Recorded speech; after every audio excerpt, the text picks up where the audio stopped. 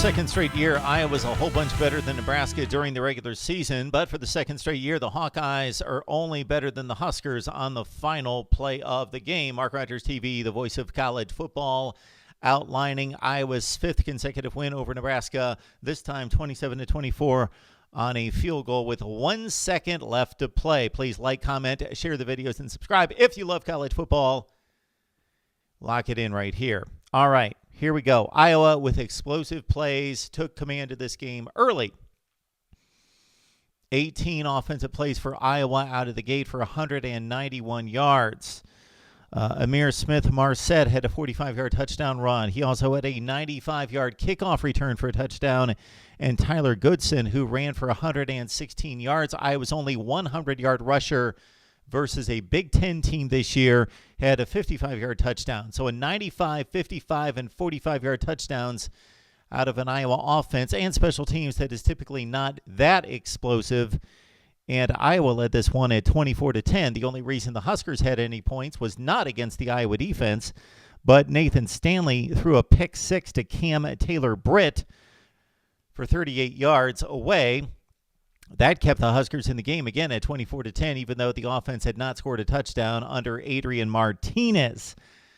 Nathan Stanley, curious here. It's going to be interesting to see once he goes to an NFL camp if his talent translates to the next level with some different coaching. I'm not going to say better coaching necessarily, just different voices, different techniques, different approach, different instruction, because Nathan Stanley has basically regressed in his career. He's been a 4-year starter at Iowa. He's had an exceptional career in certain respects. They have won consistently there. He has not led the team to a championship. They have lost most of their big games, and he's had a lot of efforts like this. 11 of 24 for 99 yards and an interception in this game with no touchdown passes. Nathan Stanley finished the regular season with just 14 TDs this year, with an Iowa wide receiver core that was supposed to be more dynamic and explosive than what we've seen in recent years. So the Stanley pick six keeps Nebraska in the game at 24-10 at that point. Nebraska's first 7 possessions totaled 5 punts, a pick by Adrian Martinez, and a field goal. A.J. Epinesa, what a career, speaking of careers at Iowa, what a career he's had with the Hawkeyes. He finishes his regular season career with Iowa in Lincoln with 14 total tackles, 5 tackles for loss, and 2.5 sacks, one of the best DNs in the country. Dear Patriot who wants to stay clean, we welcome you to our new partner, Hero Soap Company. Veteran-owned, donating back to veteran charities.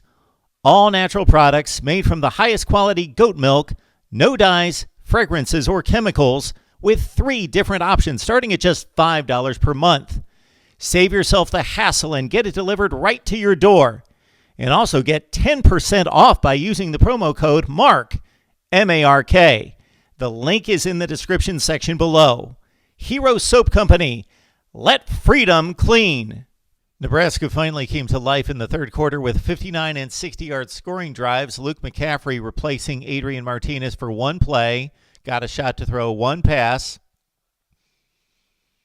and he made it count for a 39-yard touchdown, a perfectly thrown ball to J.D. Spielman to make it 24-17.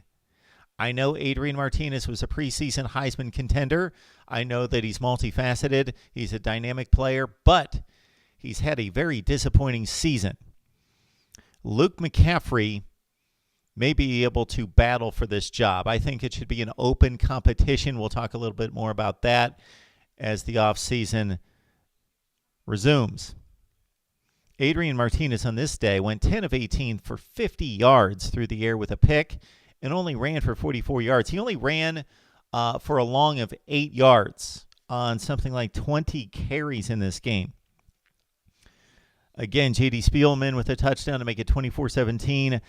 Dedrick Mills on the 2 scoring drives carried the ball 10 times. The Georgia Tech transfer, 24 carries for 94 yards. And it was, though, Wyatt Mazer with a touchdown run to make it 24-24. So Nebraska had come back, and the Cornhusker faithful looking for a bowl game appearance. Nebraska came in at 5-6. They were revved up. They trailed by 2 touchdowns. It should have been 3. They made it all the way back to 24 all. These two offenses then went into a slumber in the third and fourth quarters. They went 8 consecutive drives between the two teams with no points. We saw 7 punts and a fumble.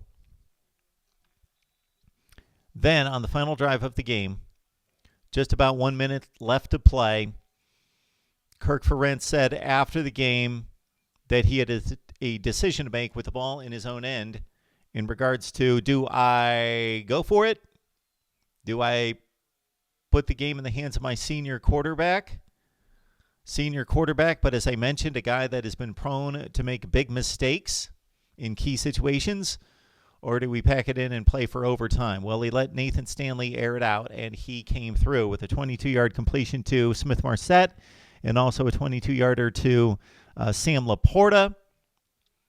That set up the game-winning field goal try by one Kevin Duncan. Duncan converted from 48 yards with 1 second left to play. So for the second consecutive year, Iowa, as a substantial favorite, played down to Nebraska, but pulled it out with a last play of the game field goal, and Iowa wins at 27-24. Kirk Ferentz mentioned after the game that that field goal, which was a Big Ten record field goal for Keith Duncan, 29, rewarded him with a scholarship in his final season with the Hawkeyes. Iowa now 9-3 with a win. Where do they go bowling? I'm seeing a couple of projections that has them headed to the West Coast, to Santa Clara to go to the Red Box Bowl to take on either Arizona State or Washington. The Huskies beat Washington State to finish at 7-5, and Arizona State looks to finish at 7-5 tomorrow with a game against arch rival Arizona. For Nebraska, 5-7. They miss a bowl game for the third consecutive year. That's the longest stretch in Nebraska history, dating back to the bowlless streak of 1955 through 61. But, of course, there weren't 800 bowl games at that point. We'll need to give it a look this offseason, and maybe very soon. This is something that I'll work on, I believe, in the next few days, to look at Nebraska's program under Scott Frost. 4-8, 5-7, 2 consecutive non-bowl seasons, non-postseason play, and then Mike Riley, obviously, in his final season. So that's 3 straight for Nebraska football. This was the media pick in the preseason to go to the Big Ten championship game, and they have fallen flat, even though they played a spirited effort in their final game. And they played a lot of close games, most recently against Wisconsin at 27-21 in that one. So a case of what could have been for Nebraska is they played a few close games and lost those, but also blown out badly several times this year by Ohio State and Minnesota, most notably 5-7. For Iowa, what could have been? They lost 3 games by 14 points. Iowa fans, are you satisfied with this? Your team consistently, aside from 2015, getting to the Big Ten championship with a light schedule, a favorable schedule, and losing to Michigan State. This has been an 8-4 kind of program for a long, long time under Kirk Ferentz.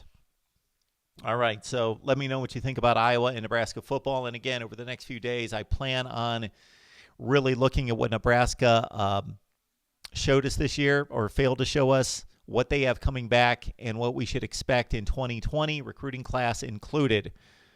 Right here at MarkRogersTV, the voice of college football. Please like the videos, comment, share, and subscribe, and we'll be back with more instant analysis.